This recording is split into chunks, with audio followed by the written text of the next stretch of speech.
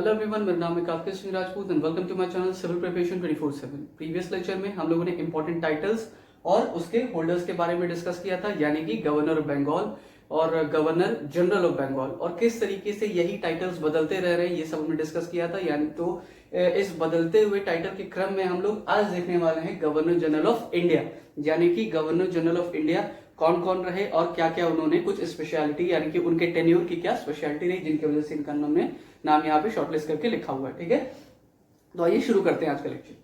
Governor general of India, यानी कि ये जो चार्टर एक्ट 1833 था, वहां से गवर्नर जनरल ऑफ बंगाल को गवर्नर जनरल ऑफ इंडिया कहने लगेंगे। और उस सीरीज में हम लोग पहले देखते हैं the first governor general of India कौन बने हैं, लॉर्ड विलियम बेंटिक, जिनका टेन्योर रहा है फ्रॉम 1828 टू 1835। इनके बारे में हम लोग पढ़ते हैं तो जरा इनकी अगर हिस्ट्री जानेंगे लॉर्ड विलियम बेंटिक के बारे में, तो 1803 में ये गवर्नर ऑफ मद्रास रहे थे, और आगे अगर बढ़े तो 1828 में ही ये गवर्नर ऑफ बंगाल हुए। और 1833 के चार्टर एक्ट से 1828 में ही 1833 के चार्टर एक्ट से इन्हीं को गवर्नर जनरल ऑफ इंडिया का पद दे दिया गया, या एक तरीके से टाइटल दे दिया गया। ठीक है, आगे हम लोग बढ़ते हैं। इन्होंने सती कस्टम को अबॉलिश किया था राजा राम मोहन रॉय से मिलके 1829 से लेके 1830 तक। ये 1829 और 1830 ये 2 साल क्यों, क्योंकि 1829 में ये सती प्रथा तो आपको मालूम ही होगी, इसको कोई बताने की बहुत ज्यादा जरूरत है नहीं। और किसने, एक जो सोशल रिफॉर्मर थे बहुत ही बड़े इंडिया के, राजा राम मोहन रॉय, किस तरीके से उन्होंने काम किया सती प्रथा को अबॉलिश कराने में। 1829 में बंगाल के एरिया में सती प्रथा को अबॉलिश किया गया था, क्रिमिनलाइज किया गया था। और फिर 1830 में मद्रास और बाकी जितने एरियाज, बॉम्बे एरिया और जितने भी एरियाज ब्रिटिश कंट्रोल में थे तब किया गया था। तो इसीलिए यहाँ पे 2 डेट समिट देखने को मिलती है, 1829 एंड 1830। आगे हम लोग बढ़ते हैं तो एक ठग, ये जो ठग का एक रहता था कि जो ठग होते थे, कॉनमैन हुआ करते थे, जो व्यापारियों को मार देते थे और उनका पैसा लूट के भाग जाते थे, उनका एक तरीके से उनके ऊपर रोक लगाई, या एक तरीके से क्या उनका दमन किया, किसने, लॉर्ड विलियम बेंटिक ने। अब इसमें 2 तरीके से आपसे क्वेश्चन पूछा जा सकता है कि कौन से ऐसे गवर्नर जनरल रहे जिन्होंने ये जो कॉनमैन, जो ठग हुआ करते थे, उनका दमन किया। और ये दूसरा क्वेश्चन ये बनेगा कि किसने एक्चुअल में किया है, यानी कि किसने जो है गवर्नर जनरल तो लॉर्ड विलियम बेंटिक रहे, बट लॉर्ड विलियम बेंटिक ने किसको अपॉइंट किया था ताकि ये कॉनमैन यानी कि ठग्स को सप्रेस कर सके, तो दैट वाज कर्नल स्लीमैन। ठीक है, तो ये आप दोनों पॉइंट याद रखिएगा। He gave more importance on English medium, कहने का मतलब कि इन्होंने जो है जो इंग्लिश माध्यम था, है ना, जो इंग्लिश अंग्रेजी माध्यम था पढ़ाई को लेके और जो चीजों को लेके, इस पे ज्यादा जोर दिया लॉर्ड विलियम बेंटिक ने। आगे बढ़े, prohibited discrimination in government jobs on the basis of caste, gender and etcetera. 1833 के चार्टर एक्ट के हिसाब से ये हम लोग देखने को मिलता है कि जो डिस्क्रिमिनेशन होता था गवर्नमेंट जॉब्स में in on the basis of, यानी कि कास्ट और जेंडर को लेके जो भेदभाव होता था गवर्नमेंट जॉब में, उस चीज का इन्होंने खत्म किया। ठीक है, तो ये कुछ पॉइंट्स थे लॉर्ड विलियम बेंटिक के लिए, who was the first governor general of India. आगे हम लोग बढ़ते हैं तो चार्ल्स मैकॉल्फ, ये लिबरेटर ऑफ इंडियन प्रेस कहा जाता है। लिबरेटर ऑफ इंडियन प्रेस क्यों, लिबरेटर एक तरीके से कि मुक्तिदाता एक तरीके से समझ लीजिए, और इंडियन प्रेस यानी कि इनसे पहले जो एक तरीके से ऐसे समझें कि जो ब्रिटिश गवर्नमेंट में या जो राज व्यवस्था चल रही थी यहाँ पे इंडियन प्रेस को काफी ज्यादा स्क्रूटिनाइज किया जाता था। हर एक चीज उसकी देखी जाती थी कि क्या पत्रिका आप छाप रहे हो, या मतलब एक तरीके से सेंसर किया जाता था कि आपको छापने से पहले इधर पहले ले आके दिखाना पड़ेगा। किस तरीके से चीजें काफी बंधन में एक तरीके से प्रेस को रखा जाता था, जिसको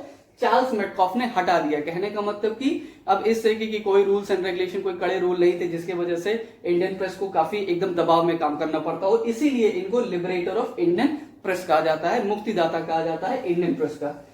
और gave freedom to the Indian press, वही वाली बात की मतलब इन्होंने जो भारतीय जो प्रेस था उसको, अखबार को जो है एक तरीके से फ्रीडम प्रोवाइड कर दी बिना किसी रेस्ट्रिक्शन के। ठीक है, आगे बढ़ते हैं। लॉर्ड ऑकलैंड, ये लॉर्ड ऑकलैंड चार्ल्स मैकॉल्फ का ये कार्यकाल जो है 1835 से लेकर 36 2 साल का रहा है। लॉर्ड ऑकलैंड की तरफ चलते हैं हम लोग, तो इनका टेन्योर रहा 1836 टू 1842। इन्होंने ये जो शेर शाह सूरी मार्ग है ना, जो शेर शाह सूरी हम लोगों ने पढ़ा है, शेर शाह सूरी ने जो बनाया था, तो जो रोड बनाया था, तो उसको शेर शाह सूरी मार्ग से उसको रीनेम करके जीटी रोड, जो आज हम लोग जीटी रोड जानते हैं, ग्रैंड ट्रंक रोड, इसको रीनेम कर दिया। और वही ये जो जीटी रोड है आज हमारे नेशनल 1 और नेशनल हाईवे 2 को कंप्राइज करता है। ठीक है, आगे बढ़े हम लोग तो लॉर्ड एलन बरो में आते हैं। 1842 से लेके 1844 इनका कार्यकाल रहा। ये जो बड़े बड़े नाम है वो एक्चुअली ये जो बड़े बड़े यानी कि लॉर्ड विलियम बेल्टिक हो गए, डलहौजी हो गए, कैनिंग हो गए, लॉर्ड लिटन हो गए, ये सब बड़े बड़े नाम लोगों को अक्सर याद रहते हैं, पर जो छोटे छोटे या 1-2 साल के या 2-3 साल के जो कार्यकाल रहने वाले गवर्नर जनरल्स रहे उनके नाम लोग जनरली भूल जाते हैं और उनके पॉइंट्स को भूल जाते हैं। तो ये बहुत ही इंपॉर्टेंट पॉइंट एग्जाम से बहुत इंपॉर्टेंट बनेंगे आपके लिए, तो इस पे थोड़ा ध्यान से पढ़िएगा। तो 1842 से 1844 तक इनका कार्यकाल रहा। कौन? लॉर्ड एलन बरो के। इनके बारे में क्या कहते हैं कि एनेक्सेशन ऑफ सिंध प्रोविंस, यानी कि जो सिंध प्रोविंस था, पाकिस्तान का जो एरिया था, जो अफगानिस्तान का एरिया था, वो इन्होंने अपने ब्रिटिश इंडिया में मिलाया। इन्होंने लॉर्ड एलन बरो ने, ठीक है। और कंप्लीट रिस्ट्रिक्शन ऑफ स्लेवरी, जहां पे हम लोग प्रीवियस लेक्चर में ये पढ़ा था कि जो लॉर्ड कॉर्नवालिस थे उन्होंने ट्रेड ऑन स्लेवरी, यानी कि जो व्यापार होता था जो स्लेव्स का, उस पे जब रिस्ट्रिक्शन लगाया था, और यहाँ पे हम लोग ये पढ़ रहे हैं कि स्लेवरी पे ही रिस्ट्रिक्शन लगा दिया, दास प्रथा पे ही रिस्ट्रिक्शन लगा दिया। तो दोनों में कंफ्यूज होने की जरूरत नहीं है। अगर ट्रेड ऑन स्लेवरी कहेगा तो वहां आपके जो है चार्ल्स कॉर्नवालिस आएंगे, और अगर पूरी स्लेवरी पे किसने रिस्ट्रिक्शन लगा दिया तो यहाँ आपका लॉर्ड एलन बरो आएगा, ठीक है। आगे बढ़ते हैं हम लोग। लॉर्ड हार्डिंग 1844 से लेके 1848 तक इनका कार्यकाल रहा है। इन्होंने ह्यूमन सैक्रिफाइस रिचुअल्स, जो नर बलि प्रथा थी, उस पे जो है प्रोहिबिशन लगाया, ठीक है। आगे बढ़े हम लोग। लॉर्ड डलहौजी, ये एक बहुत ही इंपॉर्टेंट फिगर रहे थ्रू आउट द हिस्ट्री के। इनके कई ऐसी नीतियां रही जो काफी जो है जिसके वजह से, इन्हीं के वजह से एक तरीके से मान के चलिए कि 1857 का जो रिवॉल्ट था, एक तरीके से इनके पॉलिसीज का बहुत ही बड़ा हाथ था उसमें, ठीक है। तो इनके बारे में हम डिस्कस करेंगे। इनका कार्यकाल रहा फ्रॉम 1848 टू 1856। इन्होंने डॉक्ट्रिन ऑफ लैप्स यानी कि हड़प नीति की शुरुआत की या इंट्रोड्यूस किया हड़प नीति को, डॉक्ट्रिन ऑफ लैप्स को। अब ये डॉक्ट्रिन ऑफ लैप्स क्या है, हड़प नीति क्या है, वो मुझे आपको बताने की जरूरत नहीं है, हम लोग प्रीवियस लेक्चर में डिस्कस कर चुके हैं। इस डॉक्ट्रिन ऑफ लैप्स के हिसाब से किस किस एरियाज को इन्होंने जो है एनेक्स किया अंडर द ब्रिटिश एम्पायर, वो हम लोग देखते हैं। सातारा, ये जो मैंने प्रीवियस लेक्चर में भी आपको याद होगा, मैंने बताया था कि Satara was the first area which was included in the British East India empire. तो 1848 में यही हड़प नीति के हिसाब से सातारा को 1848 में लॉर्ड डलहौजी ने ब्रिटिश ईस्ट इंडिया के एम्पायर में मिला लिया। ये एरियाज मैंने इसलिए लिखे हुए हैं ताकि कभी कभी जो है इसको क्रोनोलॉजिकल वे में सजाने के लिए लिया जाता है कि डॉक्ट्रिन ऑफ लैप्स के हिसाब से कौन से एरियाज कब क्या वो एनेक्स किए गए। तो सातारा 1848 में, जैतपुर 1849 में, संभलपुर 1849, उदयपुर 1854, झांसी 1853, नागपुर 1854 एंड अवध 1856। तो ये कुछ ऐसे एरियाज थे जो लॉर्ड डलहौजी ने अपने डॉक्ट्रिन ऑफ लैप्स के नीति से इसको मिला दिया था, हड़प नीति से अपने ब्रिटिश ईस्ट इंडिया कंपनी के जो एम्पायर में, ब्रिटिश के एम्पायर में मिला लिया था। आगे हम लोग बढ़ते हैं। तो ये शिमला, ये बहुत ही इंपॉर्टेंट है। इसने जो है लॉर्ड डलहौजी ने शिमला को अपनी समर कैपिटल यानी कि ब्रिटिश ईस्ट इंडिया की समर कैपिटल डिक्लेयर कर दिया था शिमला को, और इन्होंने अपना मिलिट्री बेस भी शिमला में शिफ्ट कर दिया। ये एक बहुत ही इंपॉर्टेंट क्वेश्चन बनता है कि किस जो है गवर्नर जनरल ने शिमला को समर कैपिटल घोषित कर दिया था। आगे हम लोग बढ़ते हैं। तो इन्होंने एक आर्मरी का, एक तोपखाना यानी कि एक आर्मरी का जो है सेटअप कराया था, एक बनवाया था आर्मरी मेरठ में। और यही आपको याद होगा कि 1857 में यहीं से यूपी के मेरठ से ही जो क्रांति होती है 1857 की, यहीं से ये शुरू होती है, जिसमें जो है जो मेरठ के जो सोल्जर्स रहते हैं वो यही शस्त्रागार लूट के भाग निकलते हैं दिल्ली की तरफ, ठीक है। आगे हम लोग बढ़ते हैं। रेलवेज वो स्टार्टेड इन इंडिया, रेलवे यानी कि 1853 में जो रेलवेज का, जो मुंबई से थाने जो पहली रेल चली थी 64 किलोमीटर की, वो इनके टाइम पीरियड चली थी 1853 में। ये बहुत ही इंपॉर्टेंट इसलिए है क्योंकि इनके कार्यकाल में बहुत ही इंपॉर्टेंट चीजें हुई है, बहुत इंपॉर्टेंट इवेंट, बहुत इंपॉर्टेंट स्टेप्स लिए इन्होंने, ठीक है। तो इसलिए इनका नाम बहुत ही इंपॉर्टेंट बनता है आपके एग्जाम पॉइंट ऑफ व्यू से। इंट्रोड्यूस्ड इलेक्ट्रिक टेलीग्राफ सिस्टम, ये जो तार की जो है जो इलेक्ट्रॉनिक तरीके से टेलीग्राफ भेजते थे, उसकी जो है शुरुआत की थी इन द ईयर 1854। ये मैंने डेट्स नहीं लिखे हैं, ये मैं बोल दे रहा हूं, आप लोग इस चीज को नोट कर लीजिएगा। Introduced electric telegraph system in the year 1854।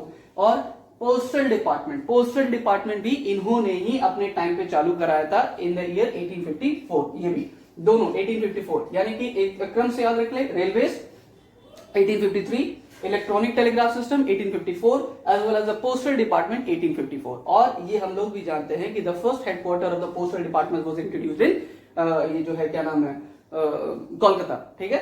आगे हम लोग बढ़ते हैं, अबॉलिश्ड फीमेल इन्फेंटिसाइड। ये एक बहुत ही एक तरीके से पॉजिटिव नीति रही इनकी भारत के लिए, कि जो भ्रूण हत्या हो जाती थी, जो है जो छोटी बच्चियां होती थी फीमेल, जो स्त्रीलिंग मतलब होता था, उनको जो लोग मार देते थे, उनको इस पे इन्होंने अबॉलिशमेंट लगाया है, प्रोहिबिट किया।